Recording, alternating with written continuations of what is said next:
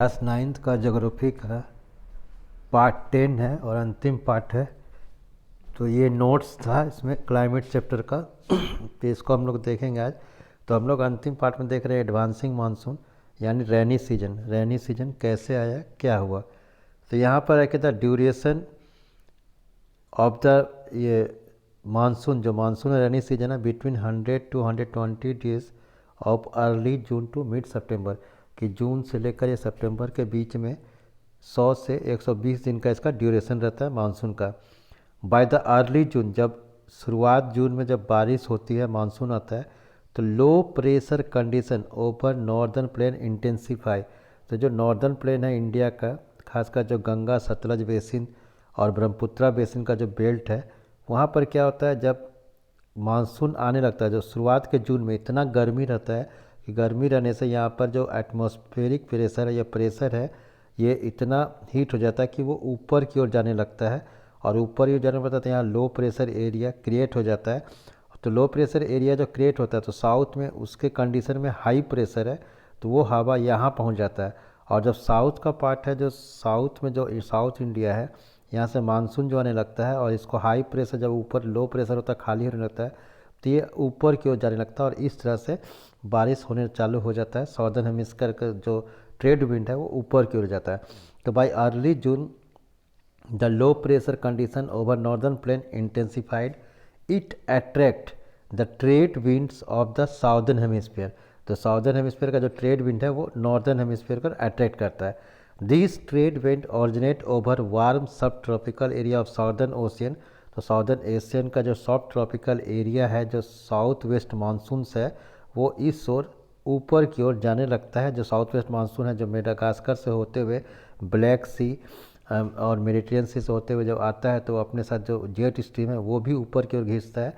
और इस तरह से जो वार्म ओशियन है वो अपने साथ बहुत सारा मॉइस्चर लेके आता है। तो as these winds blow over the warm ocean, they bring abundant moisture to the subcontinent and to do precipitation, तब बारिश होता है। The maximum rainfall of this season is received in the north eastern part of the country. सबसे ज़्यादा part जो होता है north eastern में होता है, जो कि मेघालय के पास होता है, जो घासी हिल में है, जिसको मासिन राम कहते हैं। इससे पहले चेरापूंजी में होता था, लेकिन चेरापूंजी से ही 24 किलोमीटर आगे मासिन राम है, वहाँ पर बारिश होता है सबसे ज़्यादा। और जो कि हिल्स जो खासी हिल्स है, वो highest average rainfall in the world, और ये मासिन राम में सबसे ज़्यादा बारिश होती है।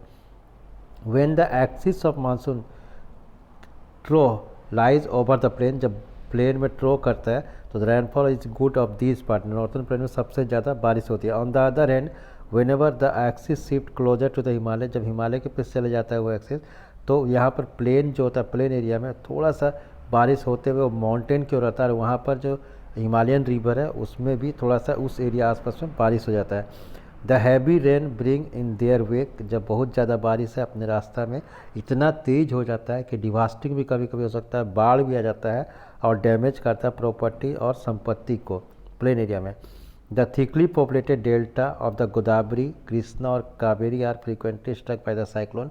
जो गोदावरी रिवर है या कृष्णा रिवर या कावेरी रिवर के आसपास कभी कभी इतना ज़्यादा साइक्लोन, इतना विंड तेज़ हो जाता है कि उस एरिया में भी ज़िंदगी और सामान की मैंने तबाही होती है। फिर the part of the western coast, अगर वेस्टर्न कोस्ट में देखेंगे या नॉर्दर्न ईस्टर्न इंडिया में, जो वेस्टर्न कोस्ट और नॉर्दर्न ईस्ट इंडिया में यहाँ पर है, तो यहाँ पर 400 सेंटीमीटर रेनफॉल होता है, माने कि यहाँ पर ईस्टर्न पार्ट में। और ये सबसे कम जो होता है वो ईस्टर्न राजस्थान में होता है, adjoining part of the Gujarat, जो कि भरूच का एरिया वहाँ पर होता है, हरियाणा और पंजाब। यानी सबसे ज़्यादा बारिश ईस्टर्न पार्ट में होता है। इंडियन का जो ईस्टर्न पार्ट है, खासकर जो मेघालय के आसपास में 400 सेंटीमीटर एनुअली होता है, रेनफॉल होता है। और जबकि गुजरात, हरियाणा और पंजाब का आसपास में सबसे कम बारिश, जो कि 60 सेंटीमीटर से होता है। Rainfall equally low in the interior, कभी कभी डेक्कन प्लेटू का जिसको साइत्री कहते हैं, वहाँ भी ये बारिश होता है।